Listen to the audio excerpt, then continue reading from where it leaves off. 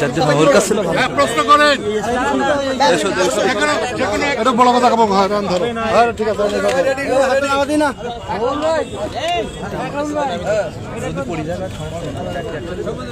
সবাই রেডি? হ্যাঁ রেডি, সবাই রেডি। ভাই ভাই একটুখানি ভাই, এক সেকেন্ড ভাই, ভাই এক সেকেন্ড ভাই। এই ওই তুহিন লোকেরা দেখা যাচ্ছে না, একটুখানি আমাদের সামনে দিকে আগে ধরো।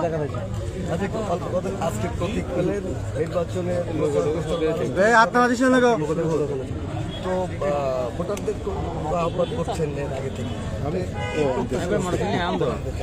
দেখেন আমরা এখন পর্যন্ত নির্বাচনে আমরা নমিনেশন সাবমিটের পরে আমরা আইন শৃঙ্খলার প্রতি আস্থাশীল হয়েছি এবং শুধু তাই না আমরা নিয়ম মেনে চলি সবাই।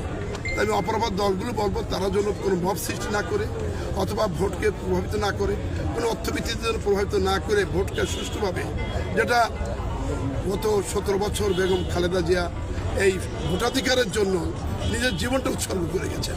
তাই ম্যাডামের দিকে তাকে সবাই অবাধ সুষ্ঠু নিরপেক্ষ নির্বাচনে আমি প্রত্যাশা করছি।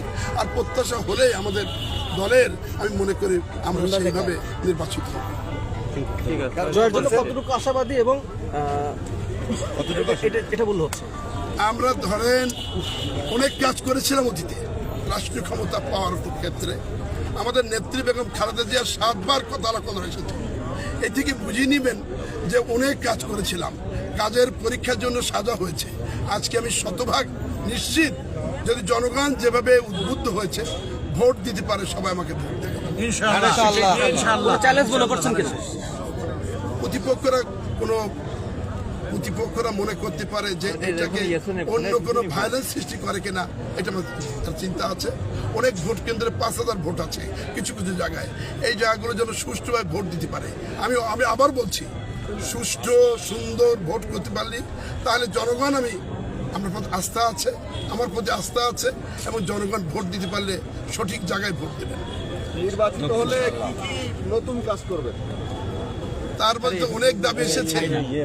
পাটকেলঘাটাকে থানা করতে হবে, যেটা মাননীয় প্রধানমন্ত্রী বেগম খালেদা জিয়া করেছিলেন। এবার আমাদের দাবি, তার সন্তান মাননীয় যদি আমাদের তারেক রহমান পার্টির চেয়ারম্যান প্রধানমন্ত্রী হন, তার মায়ের সেই দফাটি আবার পূর্ণাঙ্গ উপজেলা রূপান্তরিত হবে। তারপরে পৌরসভা চায় এবং স্টেডিয়াম চায়। কলারওয়ায় আমরা যেটা বলি জলবদ্ধতা ভয়ঙ্কর সমস্যা, সেই জলবদ্ধতা আমাদের চিহ্নিত করে যেভাবে শহীদ রাষ্ট্রপতি জিয়াউর রহমান খাল কেটেছিলেন, আমাদের কিছু খাল কেটে এলাকায় জলবদ্ধতা নিরসন করতে হবে। জরাজীর্ণ রাস্তাগুলো ভয়ঙ্কর খারাপ, এটাকে আমরা আবার মেরামত করতে চাই। আর নতুন নতুন রাস্তার যে দাবি এসেছে এটা যেন করতে পারি। এবং পড়ার পরিবেশ নাই, স্কুলগুলো 3টা করে রুম আছে এখন, আমরা করেছিলাম এগুলা, কিন্তু পরে ছাদের জন্য অপশন ছিল। কিন্তু এই গত 15 বছর কোনো স্কুলের বিল্ডিং নাই। প্রাইমারি স্কুলে অধিকাংশ জায়গায়, আমি একটাই ইউনিয়নের কথা বলি, কেনা গেছি 10 জায়গায় গিয়েছি, 10টা স্কুলেই 3টা রুম মাত্র। তারই 1, 2, 3, 4, 5 পর্যন্ত কীভাবে ক্লাস নেয়, তারা 2 শিফটে ক্লাস নেয়। এইগুলোর সমাধান হওয়া উচিত।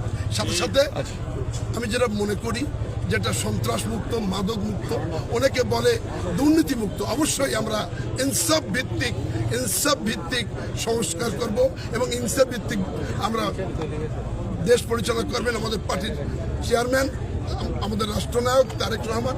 আমরা